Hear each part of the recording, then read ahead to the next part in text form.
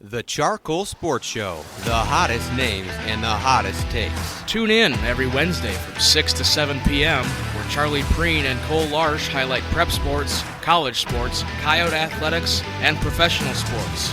We would love to hear your questions for us too. The phone lines are always open. Tune in to the CharCole Sports Show each Wednesday from 6 to 7 p.m. to hear the hottest takes on KAOR Vermilion. And here it is, the CharCole Sports Show, Season 3, Episode 19. I'm Charlie Prien, joined by Cole Larsch and Cole. I just figured out a way to get the New York Times articles at a discount. So there we go. I am very happy right now. And, now we're talking. And that is The Athletic as well. So I don't know if you follow much. Oh yeah. Like Minnesota sports writers that aren't ESPN based or Tribune based. It's like Alec Lewis and John Krasinski. Yeah. For the Timberwolves at least, and then I think Russo athletic, like Michael Russo, I think so, for the Wild. Yeah, for the Wild. So this is great. I mean, I'm going to read a lot more articles now from the Athletic. So now we're talking. Like a little nerd news right now. For my birthday, Mom, if you're watching, you can get me I think it's like a $20 subscription to the Athletic. That'd be great, Mom. And I can read all of Alec Lewis's stuff and Russo hockey, and don't really care to read too much Krasinski stuff, but he's cool, so whatever. True. But here we go. It's Season 3, Episode 19, and we just figured out how to read the New York Times. So, Larsch, this is going to be a fun episode. I'm really excited for it. It should be. We get to talk about some really fun stuff. This episode could really go anywhere. We have a plan for the first 15, 20 or so minutes, but after that, it's kind of up to us to take it places. But excited to talk about the women's basketball and men's basketball transfer portal. They've been hitting it hard and doing well, actually. So excited to see what the upcoming season has to bring on the upcoming players. But reloading more than going out and fielding a whole new team is Carrie Amy this summer. We talked about it a little bit last episode, but it's really coming into fruition now. They're spending more time, like you said last episode, Cole, the women's basketball team, recruiting high schoolers and recruiting the younger, classes rather than going out and having to field a team, So if you can field a team that was competitive like we were last year, then just imagine what 2 summers from now will look like. Exactly. And we'll get to the kind of who they've signed and whatnot, but you're exactly right. I mean, this goes for both teams, too. It's you just got to get some people and kind of you got to make it work, honestly. That's what they've been doing, and they've gotten some pretty big names in, at least on the women's side for the most part. There's been a couple on the men's side that they're, rumored to be in touch with, but you only know how far that's going to go. But one of them, I think, averaged 20 points a game in D2 last year, and they've got some interest in him. But, yeah, we'll get to all that in a little bit. But, again, it's that time of year right now. You got that Wild sweater on. We already saw Ty in the comments say, go Wild. Absolutely, there you go. But that's a guy who needs to lock in here in this playoffs here, this game. Yeah, no kidding. Like, where was he last game? But, I don't know. I honestly could not tell you. It didn't appear that he was really anywhere, to be quite honest with you. But I don't know. We're gonna have to find that out kind of as we move things along. But again, big show. USD, kind of some sports updates and how everything has been going so far. Then, of course, big NFL draft segment. Huge NFL draft segment. And Cole, I forgot to mention it. If you're listening on KAOR 91.1 FM on the TuneIn app or locally in Vermilion, if you're in the radius of the tower, we appreciate you. But if you want to watch today's show, we have it on YouTube as well. We're going to do an entire draft in front of you where we go through a segment, and we're not going to spoil too much of it because we want you to stick around. But be there for that, and to tune in, it's the CharCole Sports Show on YouTube. Yep. So you're gonna want to see that. It's going to be a fun segment, and to see it, you're gonna have to go to YouTube to see it. So tune in about 20 minutes if you're listening on KAOR 91.1. That's the CharCole Sports Show on YouTube. Cole. Exactly right. I'm gonna even get it locked and loaded up here coming up, so I don't even have to do much. I just got to click a couple buttons, and we're there. All right, here we go. First up, a USD sports update. We'll start with the USD softball team, who picked up a series victory up in Grand Forks, North Dakota last weekend. They got a victory 12-1 in a 3-game series. Supposed to go Friday, Saturday, Sunday. It went Saturday, Sunday, Monday because of the weather. They won the first game 12-1. Madison Evans picks up the win in the start for South Dakota. They came out with 5 runs early, a couple of home runs in there as well. On Sunday, took a loss 9-1. Peyton Paulson took the loss in the circle for South Dakota. And then the rubber match on Monday, April the 20th. Just 2 days ago, they won 7-5. 2 runs in the first inning, 5 runs in the 6th inning to get the win. 7-5, even held off a late surge by UND, who scored 3 in that 7th inning. Then on Tuesday, they traveled from Grand Forks all the way down to Vermilion and get a crucial run in the 7th inning to get the win over the Drake Bulldogs, 6-5 to That was fun. 13-30-1. Started off leading off a leadoff double from Iverson. Kaya Johnson took advantage of it. Took the Drake starter to deep center field for her second home run of the season to give him a 2-1 advantage. Next 2 innings went quietly. Drake made their first and only pitching change of the afternoon in the 2nd inning.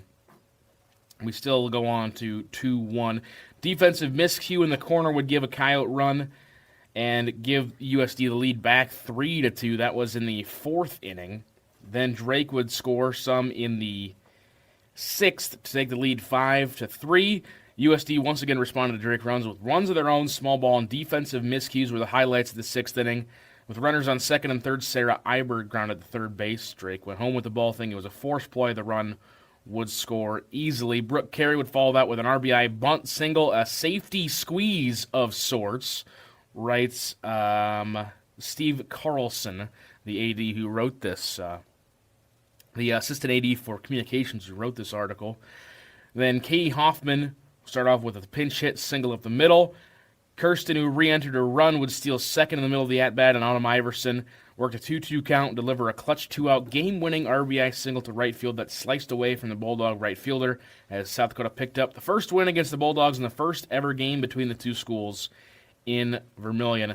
Campbell German earned the start in the circle, her 9th start of the season, worked 2.5 innings. Aubrey Lensmeyer picked up the win in relief. She worked 3 1/3 inning.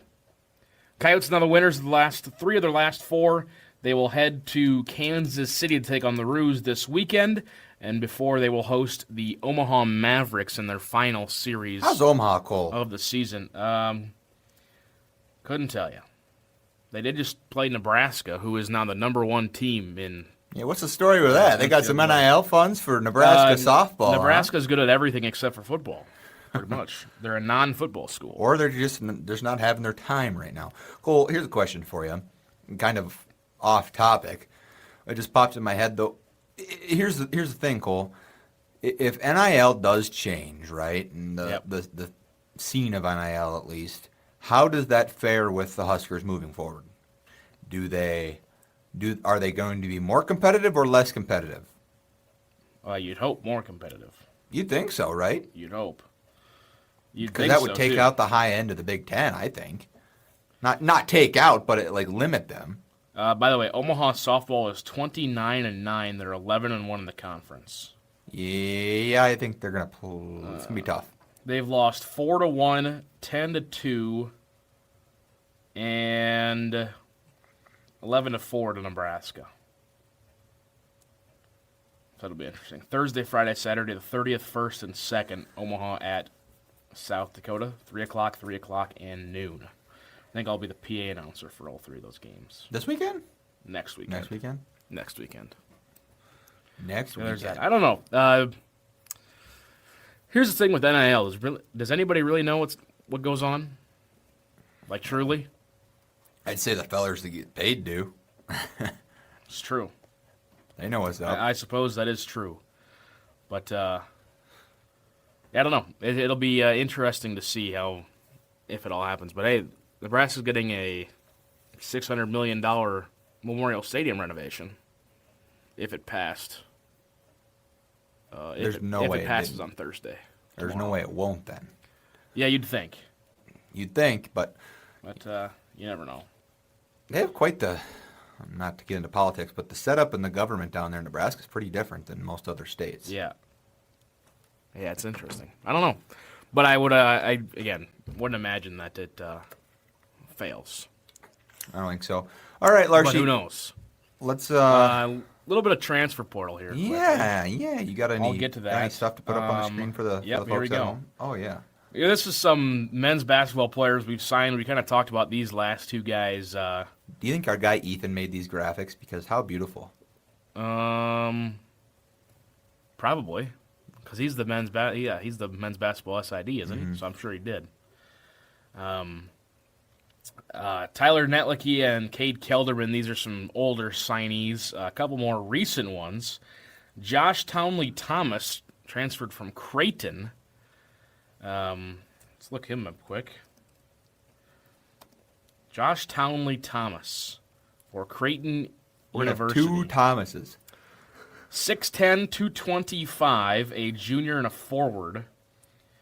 He injured his foot in the season opener against South Dakota last season and did not play again. Man, so he got to see the Yotes. He has his career high is 6 points on 3 of 4 shooting in just 5 minutes against the Yotes. And that was it. He might be okay. In a sophomore, he played in 10 games, redshirted last year. He did what to his foot? Just says injured. Oh. I'll text Ethan right now. I'll ask him. We'll get the information for the show. Yeah, I don't remember what happened to him, but there's another signee. And then KJ Thomas, a guard from UTEP, a recent signee. Look at his stats here. He's a sophomore, 6'1", 175, averaged 6 points, 2.5 boards, 3 assists last season on 31 games played. 40% shooter, 25% from deep, so it appears a point guard coming in KJ Thomas. Yeah, he looks to be all right. He's a little short, but that'll work in the Summit League. It is very true. Averaged 28.5 minutes a game. So, player. From Amarillo. Amarillo by morning. Up from San Antonio. What a great song. I wonder if they got that in here. Put it on just for the vibes. Put it on really softly in the background for those listening on the radio. You're gonna get a treat. There's no way we don't have it. It's not in here. What? Yeah, it's not. I blame Heath Nimke for that. I could sing it. I don't think anyone. No. Wants to hear We that. don't need that. I don't know if anybody wants to hear that. I mean anybody, but I could. So those are the 4 so far signees from the men's That's team. pretty good. So they had, let's see, 1 graduate, 5 out. No, 6 out. No, it was like 7 or 8 out. 3 freshmen coming in. So we probably got 2 or 3 more open spots. But still, these are some. I mean, and the D2 guy I saw on Twitter today, he averaged 19 points a game for a D2 school. And out of the D1 names that are interested, I think we're the biggest name. Sure. D1-wise. So be interesting to see how that all progresses. Not bad.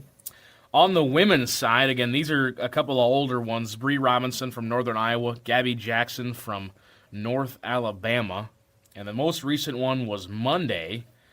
Latasia Williamson, a forward from Nashville, Tennessee. Latasia Williamson. She played for Kennesaw State, who, shout out to our friends at the Howling Podcast, did confirm on their show on Sunday, not a state. It's not? Kennesaw is not a state. 8.5 points, 5.5 rebounds a contest. She is 6'1", a junior from Nashville. That'll translate. Played 25 minutes a game, averaged over a block a game as well. 46% shooter. Has not made a three-pointer in her college career. So Same. Post player. Same. So a post player. Larsh, here's the thing. When it came down to it and you had to win in the Summit League tournament, rebounds is what killed the team. Yeah. You can't argue that. Yep. You had to out-rebound the other team. And if you could, you had a 98% chance you were beating the That's Coyotes, true. unless they were shooting really well. But So you turn around and you say, well, what can we do? How can we be better? What can we acquire this offseason? I think height is number one, Cole. And players that want to get rebounds and not watch, like Angelina Robles was the pickup of the year last year. Oh, 100%, 1,000,000%. Like her ability to not only go after rebounds, but have a desire to be down there at all times when the shot was going up, and then her ability to read the ball off of the rim was excellent as well. So if Carey can, and the entire staff really can narrow down a small group of players who maybe don't have super great scoring ability, could be there, but truly won't want rebounds and go after boards, then that's going to win you games. Oh yeah, 100%, 100%. And you could tell that in games where they kind of struggled last year, they didn't have a true post player. They had Patience Williams, but she wanted to flex out. Yeah, it was like a stretch, wanted to play to the outside, and she had 17 straight points in their first WNIT game, or 14 straight, and 12 of those 14 were from the outside. So she was a very good shooter. But sometimes you just need that true post player who can just get in there, grit it out, and get a bunch of rebounds. So those are the signees. Transfers out, again, we have 4 of them on the women's side. 3 of the 4 have signed with other teams. Where are they going? Grace Peterson and Brooke Jensen both signed with Division II Northern State. All right. I haven't seen this graphic ever, but I really hate to hate here. I mean, that's part of the reason why I added this in for you here. All right. Let's just break this down. Can they hear us right now? Who? Can the stream hear us, like the YouTube thing? Yeah, I'm pretty sure. Okay, good. I think so. All right. So anyone that knows anything about PSA slabs, because that's clearly a PSA graded card, they never, ever put 1 of 1 on the actual slab. Yep. If they do, it is okay. Ethan Irvin just texted me back. We'll get to that in a second.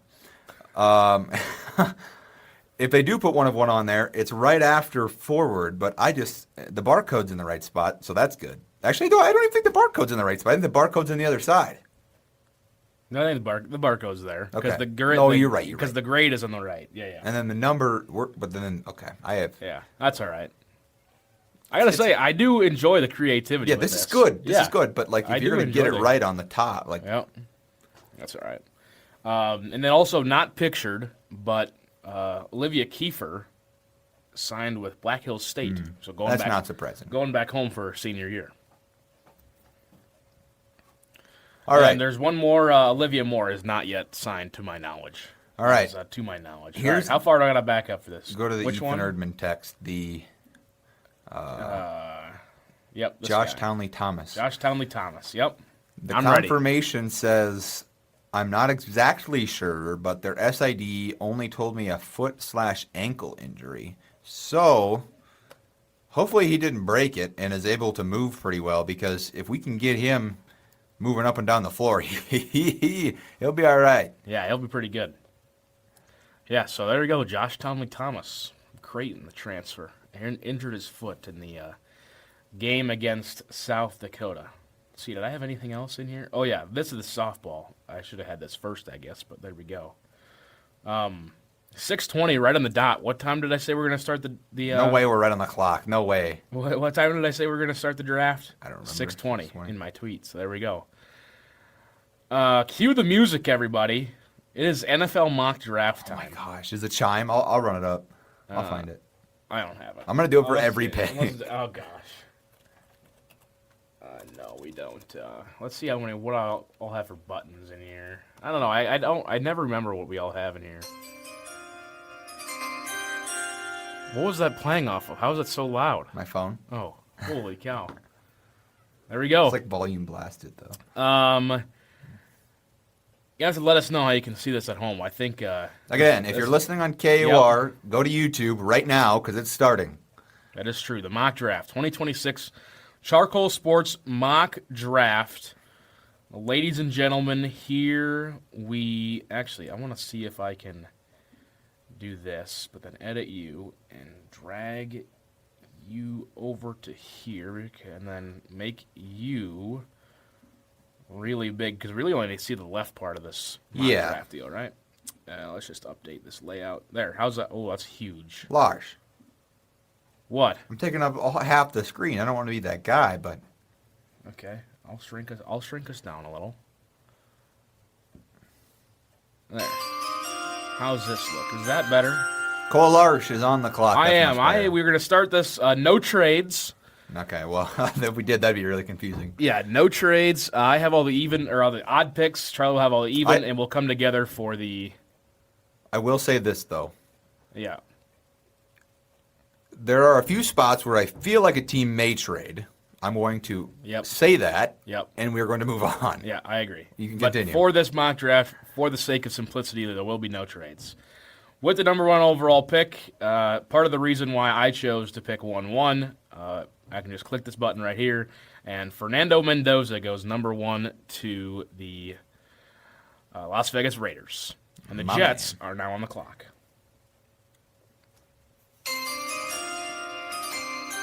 Now, what a pick you have here, because no one is really sure how the Jets feel about this pick.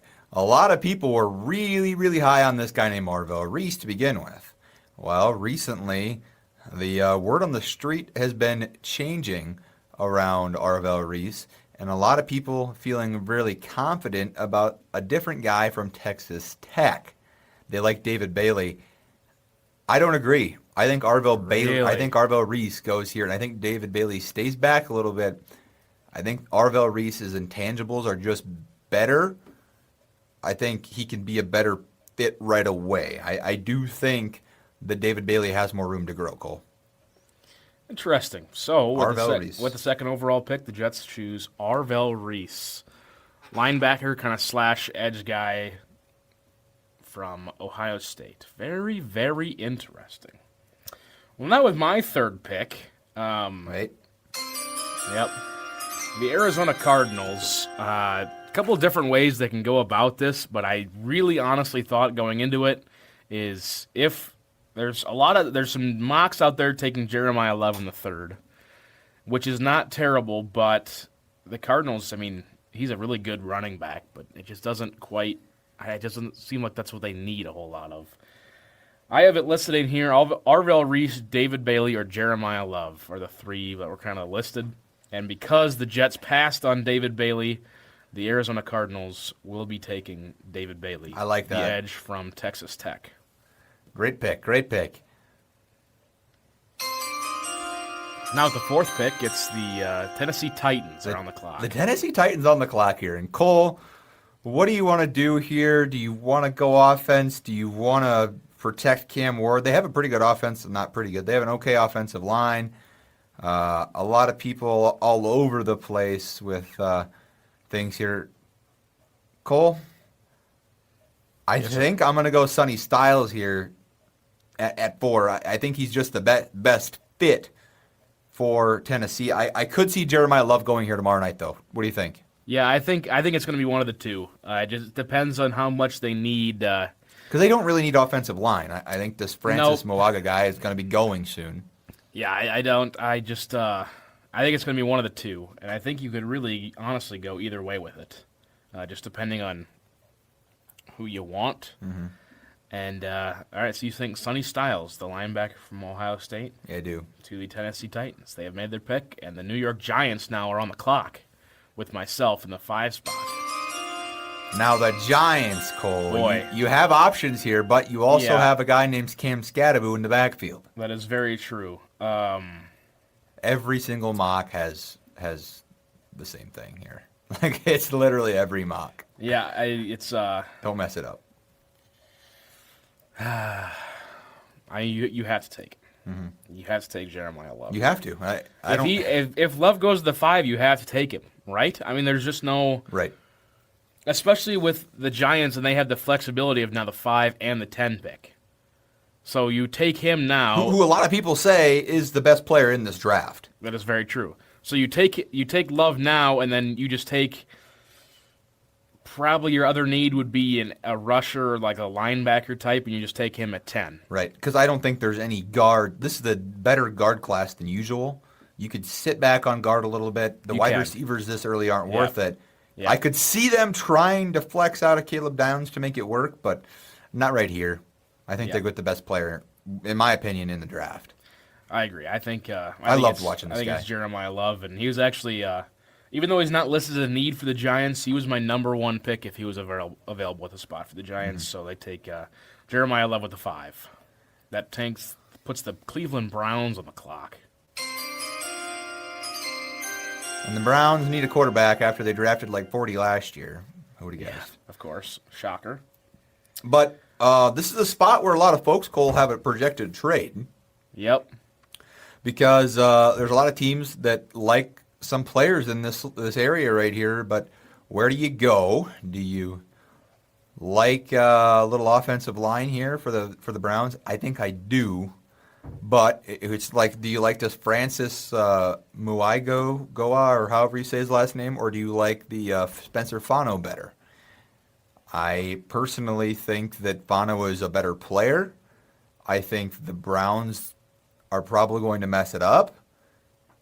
I think they take this Francis Muiga guy, or however you say it, if they stick and pick. Yep. If they stick and pick. Yeah, because they need, even though they need a quarterback and somebody to throw it to, they need an offensive line. Yes. And tackle is a need that they have, so. That is true. So you're going to take the guy from Miami. I am. All right. Francis Maioga. Is that how you say it? I have no idea. I believe you. I have no idea. That puts the Commanders on the clock. And, boy, do they have options. Need a running back. Obviously now with Love taken, there's really not another great one in kind of first-round value. Need a defensive line and need some safeties here. So there's a couple different options we can go with. Boy. Sonny Styles is off the board. He was my number 2 pick here for the Commanders. I think the Commanders here at the number 7 will go Caleb Downs, the safety from Ohio State. I like that. Ruben Bain here sliding a little bit, but as you can see here, the ADP, the average draft position for everybody who does these mock drafts, they have him right about the 8 spot. Yeah, and I think that's exactly... Wait. This game, huh? Whoop. I guess Matt pulled up. Yeah, and I think that's where I have to go. Ruben Bain here. I like him. That Mansour Delane, I could see him going in the top 7, actually. Yeah, but there's no, a couple different mocks that had him going there. Ruben Bain will go here, Cole. Yeah, I agree. I think if it stays open right here, I think Ruben Bain will go in the 8 spot to the Saints. And the Chiefs, who have 2 first-round draft picks for some ungodly reason, have the number 9 pick, which means I am back on the clock. Ruben Bain is off the board. I mean, this pick really with the Chiefs is kind of a flip of a coin whether they want to go offense or defense and how badly they want to. Mm-hmm. I think they're going to go with the 2 first-round picks. They're going to go 1 on the offense and 1 on the defense would be my guess. Right. I think there's an obvious choice here, Cole. Think so? I mean, the Chiefs. No. Here's the deal. If Bain is there tomorrow for the Chiefs, they take him. Yes, he is my number 1. Yes, he is my number 1 name right here for the Chiefs if he's there. Then in this order, I have Carnell Tate and then Mansour Delane. Mm-hmm. So I think and corner's not a. I mean, it is a need. Yeah, but it's not. I don't know if it's quite as high up as the need for the wide receiver, which means I will be taking with the 9th pick in the Chiefs, Carnell Tate, the receiver from Ohio State. Great pick, actually. So who do we have the Giants taking earlier in this draft, Cole? The Giants, with the number 5 pick, took Jeremiah Love. That's right. The halfback from Notre Dame. Now we get to the point where you have to have a guy to protect Jeremiah Love. And I think Spencer Fano is a huge sticker-outer at this point. If he falls this far, whoever gets him is going to know that they have a day 1 starter. Maybe not right away, but he will start at some point next year for whatever team he plays for. And if he just somehow happens to go to the Giants, he'll be a day 1 starter no matter what, because he'll be a great player to begin with. So I will be taking Spencer Fano to go to the Giants. Really like that player. Yep, I like that play. I like that pick a lot. I think he's going to be there at the 10. I don't see any reason why he wouldn't be there at the 10 for the Giants. Yep. I think those are two really good picks by the Giants so far in this mock draft, but realistically, two really good picks for us. Now, we had to pick 11. And the Miami Dolphins. Quote from their beat reporter, Omar Kelly, who did the mock draft with all the beat writers, as they do with the New York Times article, which you might be reading right now. I am, yes. And his quote right after this pick was, "The lineup is like Swiss cheese. They need to come out of the draft with 4 or 5 starters." This is where it starts to get a little interesting. Because Carnell Tate no longer on the board. The Francis Mauigoa, the guard, is also no longer on the board. Those are my top 2 picks here for the Dolphins. I think that Francis guy goes higher than folks think tomorrow. I also think that might be the case. They need some defensive back help, which means they have options here at the 11 spot. I think this is where they're going to go with the cornerback from Louisiana State University, Mansour Delane. Good pick, Larsch. Good pick. Yeah. I think it'd be solid GMs in the league. I think so. It'd be better than Kwesi. We'd be better drafting GMs than anybody the Vikings have had the past 20 years. Maybe not 20. That might be a stretch, but still, you get what I'm saying. Close. All right. Looking around here for Dallas, Dallas is an interesting team here because just about every mock you look at, something different. They're not in this pick. They're not here at 12. They're either up at like 5 or 6, or they're back to like 25. So this was an interesting one. I'm kind of glad that I didn't have this spot to go with the Cowboys. Is Caleb Downs still on the board?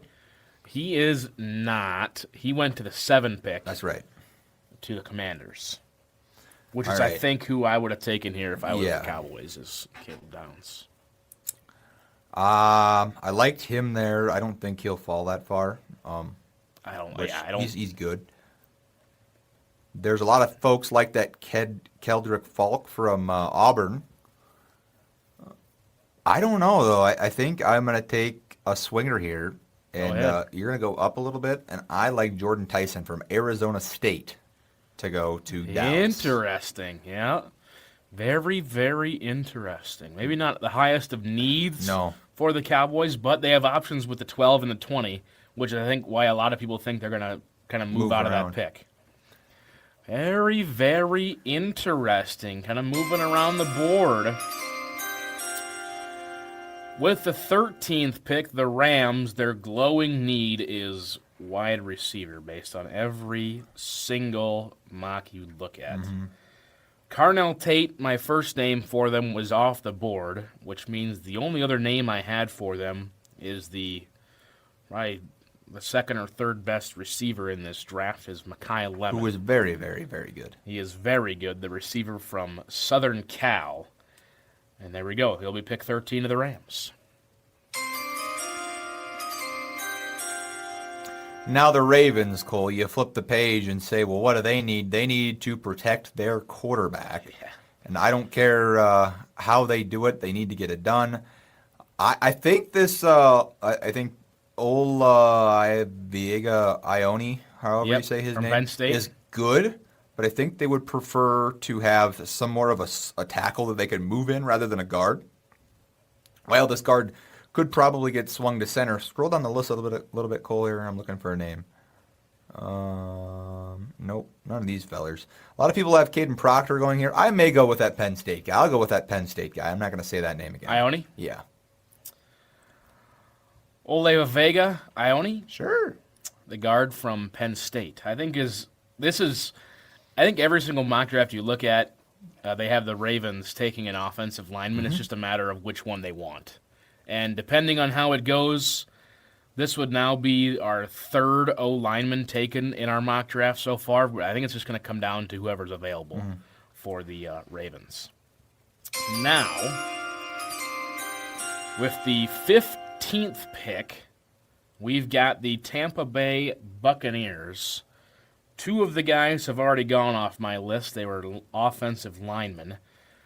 And the next highest here's who they need. Their glowing need is a tight end, according to everywhere you look at. But I think this is just too high at 15 if you're going to take a tight end, especially with some of the... Could see this as a trade back spot. That is true. Especially with the amount of names that are still available here at 15. If the Buccaneers stick and pick, because, again, this is one of those where they could move back and take a tight end later in the first round. I think they're going to take the edge rusher from Miami. I like that pick. Hakeem Mesidor. I think he is my number one name on the list right here for Tampa Bay here at the 15 spot. They need him bad. I think that's what they go with here at pick 15. And Cole, who are the wide receivers left? Because that's who the Jets need.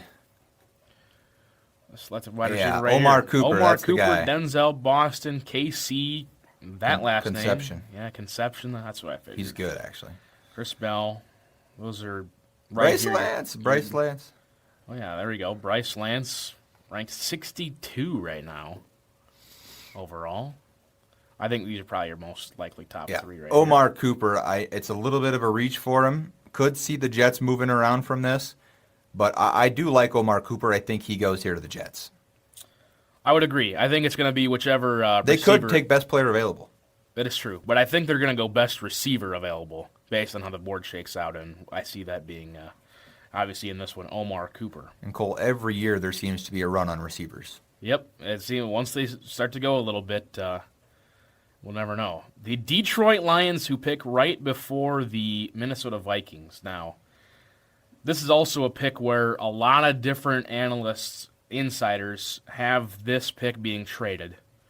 Specifically with the LA Rams at 13, you see a lot of it there. Mm-hmm. This is interesting because we're going to get to the Vikings pick here in a little bit. We're actually doing pretty good on time, so we got a lot of time to talk about the Vikings. Okay, let me pull back up my notes here. There's one name that sticks out, Cole. They need offensive line help. They need a guy to protect. I've got a name right here. He's a little bit further down on the board. But, I start seeing some things here that the Lions like this guy and the Lions want to take this guy. I think it's going to be between either Caden Proctor or Monroe Freeling right here. Yep. And it's whoever they like the most. I think it's literally a coin toss on whoever they like the most. And I think both players will be good in the league. I also believe that. And because, let's see, I don't remember what the insider's pick was. I don't remember which one it was. But I've got Caden Proctor here on my list. Because I didn't have Monroe Freeling going this far down. So with that, I'm going to stick with my list and go Caden Proctor here at the 17 spot for the Detroit Lions. What a pick, and here we go. This is where it gets a little interesting here. We got probably about a solid 10 minutes to talk about this pick and what the Minnesota Vikings are going to do here at the 18 spot. Mr. Charles Prien, the floor is yours. Oh, man. What a day for the Minnesota Vikings. They get, a player that they're looking for, to fill a gap from a guy who should be retired. Is that the question? No, I don't know. But every single mock, it seems like the Vikings end up with the same guy. Cole, let's just skip over that thought for just 1 minute here, and let's scroll through the names. Good. Monroe Freeling, a really good player, would help the offensive line. Like if you're looking best player available right now, Monroe Freeling, very good. Kenyon Sadiq, one of my favorite players in the draft, personally, to watch. Think he's super fun. Would be a great addition to the tight end room for the Vikings. And with T.J. Hawkinson on a contract here. Yes. But he's just so gifted. I think he's a better version of what Darren Waller tried to be. Yep. That's fair. And Darren Waller was good for a few years. So, I don't know. There's a thought there. I could see Kenyon Sadiq having a really bad career in the NFL, though. I could. Yeah. Jermod McCoy. I don't know a lot about this guy, but I know a lot of people like him. Cole, what do you know about him? To be honest, about as much as you do, I think. I know his name gets thrown around a lot in this spot.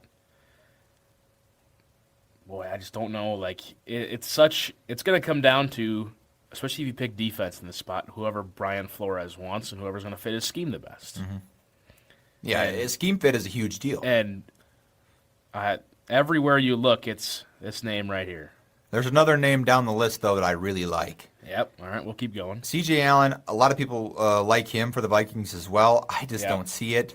I understand it, but with Ivan Pace re-signed the other day, I don't think linebacker will be a priority round one. I just don't. So. Maybe later. Like, it's super hard for a rookie linebacker to come in and be successful in the first few years.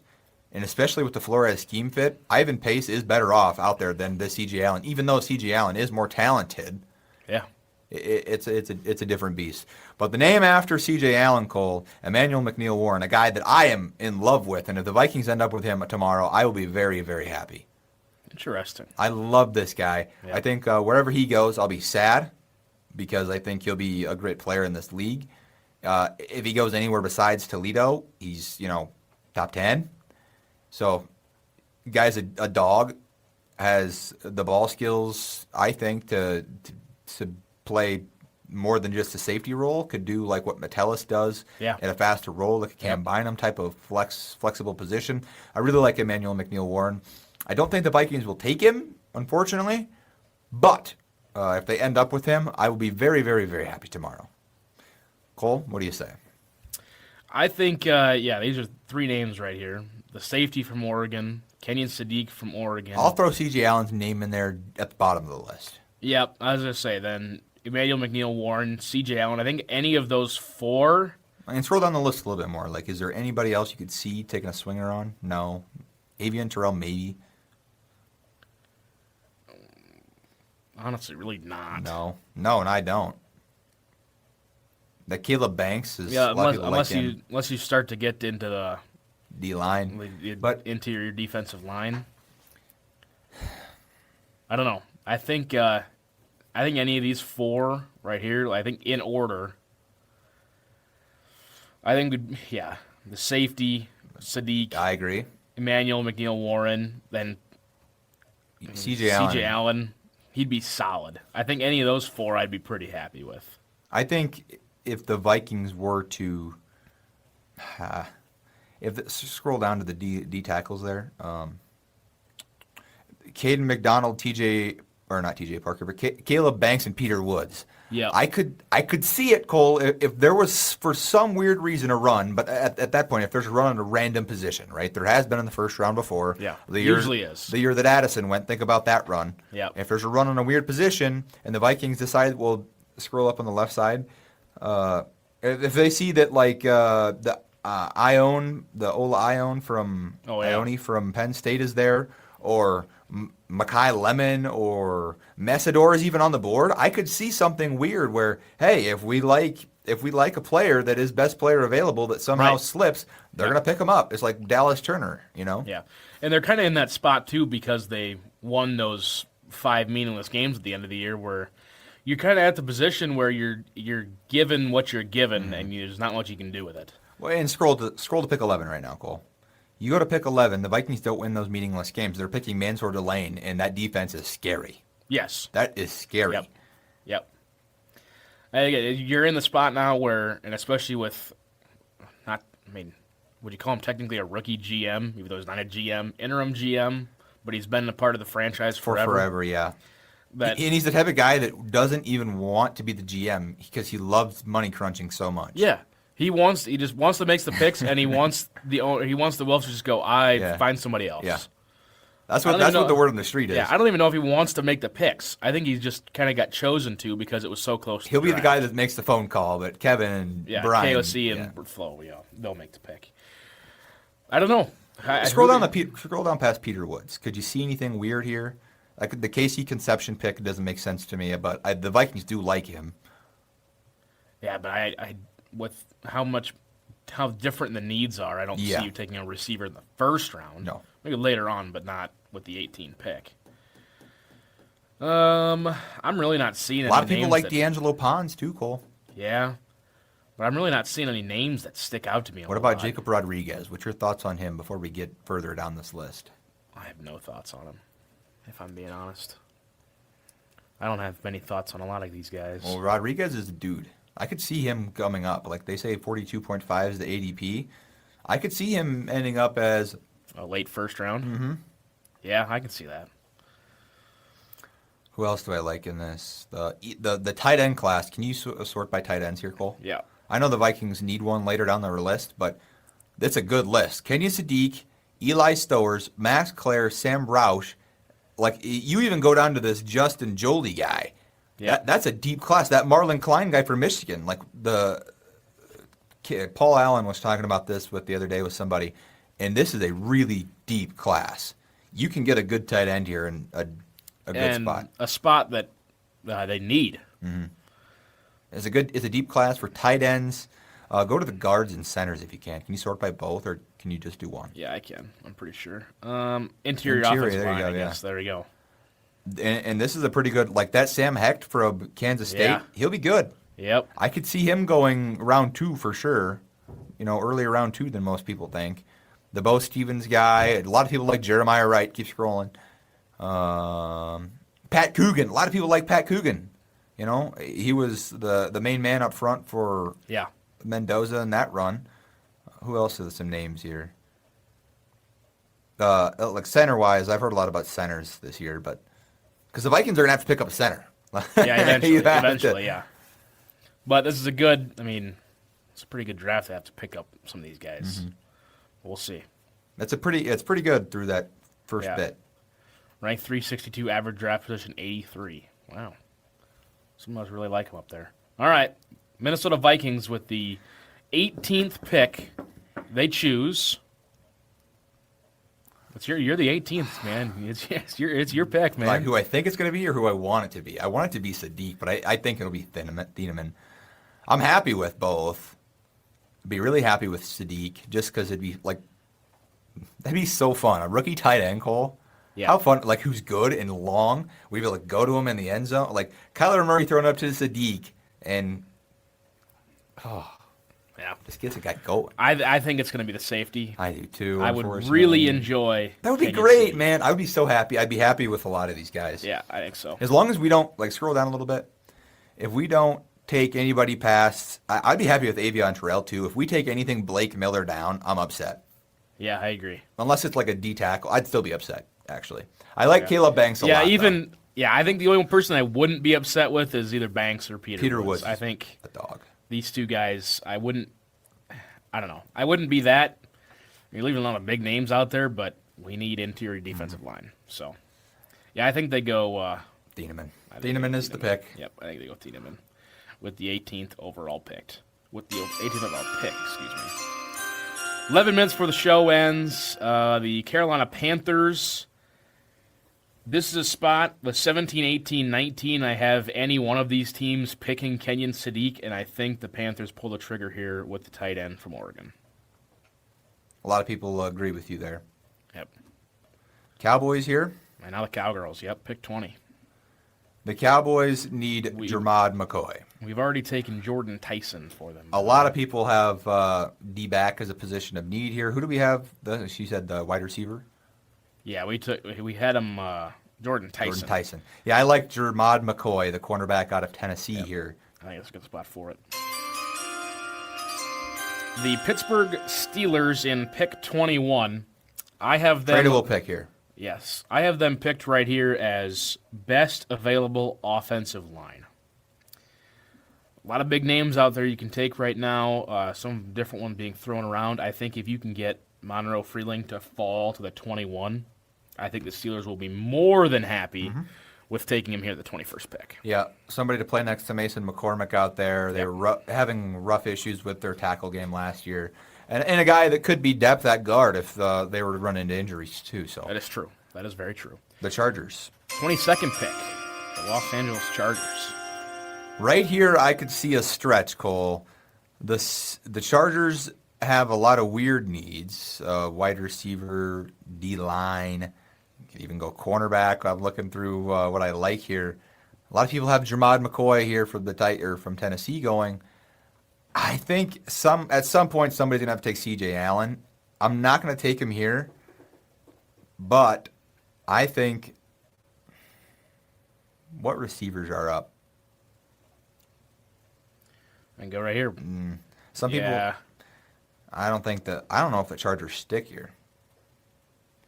This will be interesting to see what they do with this. I agree.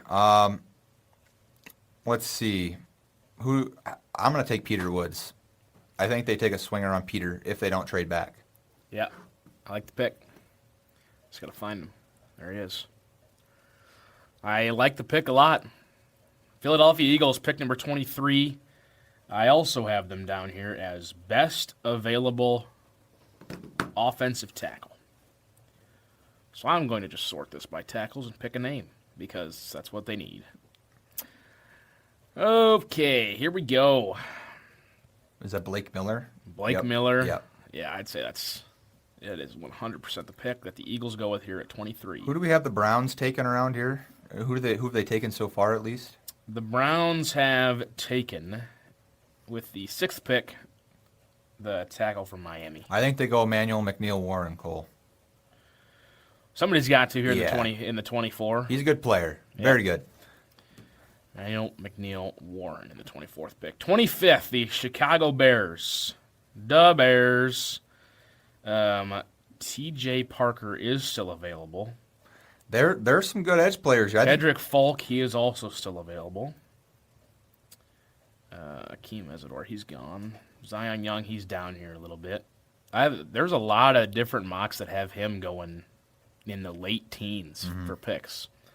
That'll be interesting. Because he's a player with a really high ceiling. Yeah. I think, boy, if the Bears didn't need so much help on the line and the cornerback spot, they would take C.J. Allen here.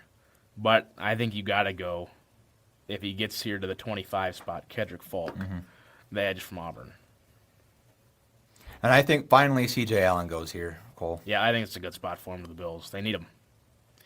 C.J. Allen, 18th ranked player according to Pro Football Focus. I guess this is technically the consensus board they're ranked on. 49ers got a couple different needs. This one is just simply best available offensive lineman here in my book. Just about accidentally clicked Caleb Banks. That would not have been ideal. I think there's this tackle from Utah right here. I think is where, I don't know, the Patriots might go there, or the Niners might go there, they might not. 27th pick at this point. Take him. Sure, why not? Not a bad pick. I like it. The tackle from Utah, the Utes. Texans in the 28 spot. At 28, the Texans are going D-tackle, Cole. I think. What D-tackles are up here? Caden McDonald? You got Caden McDonald. You've got Caleb Banks. I don't know Caleb Banks goes here, but I think McDonald goes here, Cole. All right, Caden McDonald. Interior defensive lineman from Ohio State. Kansas City Chiefs. We got a couple options here. Casey Conception is here. Did we already take Omar Cooper Jr.? Yeah, we did. The Chiefs already took a guy at receiver. They took That's Cardinal right. Yeah, Tate. we already got him a Cardinal Tate. Yep. That's right. So I already picked him I already picked Cardinal Tate. So they're not going to go offense. I said this was the one they're going to go either offense or defense. They are not going to go with Casey Conception. I had them taking defense in the first one originally. So what else do they need? They need an edge. Boy, we got some options here. Cassius Howell, T.J. Parker. Don't sleep on Avion Terrell either here. Yeah, the corner. I think it's the Chiefs. I think they'd be very happy if any one of these three fell into their lap. Right. I think they'd be very happy with it. 23rd ranked guy on the 29th pick. Yep, give me Avion Terrell. And then 3 the picks Dolphins. left in our draft here. The Dolphins, who again their lineup is like Swiss cheese. We already had them taking. The Dolphins already took a corner, Mansour Delane, in our mock. So if they take a corner, you'd think they're going to go receiver here, probably. Could see it also being offensive line. Yeah, or a lineman. That Max, however you say his name, Yep. I like him. I think they go Denzel Boston. Interesting. I do. Yeah. They do need receiver help a lot. This Denzel could be Boston. I don't know if Miami ends up with that pick tomorrow night. This is going to be very fluid at the end of that round. Yeah, a lot of interesting things could happen here at the end. 31st pick, the New England Patriots. Okay. Boy, do I have options. This is where a lot of different mocks have him going Zion Young, but they really don't. I might need an edge guy. Boy, do I have options. Defensive line or a tackle. It's really whatever you want to pick out of probably these top 4 or 5. I think this would be a good spot for. I know you probably want to protect. They're probably going to want to protect. What's his name? The quarterback, Drake May. Yes. And I think there's really only one first-round tackle left. Yeah, I'm going to take the Arizona State tackle here Good at pick. 31. What do we got left for interior defensive lineman here, Cole? Just wondering. Caleb Banks, the big name, still on the board. I like that. Who's that's the offensive best player on the board right now? Cassius Howell, edge rusher from Texas A&M. I don't know if he's a scheme fit, but Or you also have T.J. Parker, an edge guy. Caleb Banks, Colton Hood. 4 defensive guys, the 4 best available right now on our board. Man, I don't know, man. Cole? What do you think? This is a spot that could go a couple different ways. Obviously, it says they need running back because they traded away Kenneth Walker, but there's really not a. Do we have a single running back taken other than Love? No. In the first round, yeah. So it's a great running back draft. I think they're probably going to go with whichever one of these 4 they like the best. I think Caleb Banks probably rounds out the. I think he does too, actually. I like Caleb Banks for Colton Hood. He could flip a coin here, actually. I don't think they go edge. I don't think so either. As much as the scheme fit, they need a player that is a plug and play to the scheme rather than the actual player. So give me Caleb Banks. I think he fortifies that D line. I agree. Here's our mock draft. Full results. Oh, we're going to get the grade, and I don't want to share any of this. Get out of here. I don't want to subscribe. What? No, why? Full results. You can read through those very quickly. We got 1 minute left in the show. Perfect timing. Look at that mock You're draft. going to close the time, Cole. You're going to have to. Oh, you're right. I do have it even queued up. You're right. I was wondering what you're talking about, but yeah. Trying to cue you, man. Time played. I think this stretch of 16 to 20 is going to, or not even that, 12 to 16 is going to be very dependent on what the Vikings do here. Because like you said, do they get a run? Do they not? I don't know what they do. What do they pick? What do they want?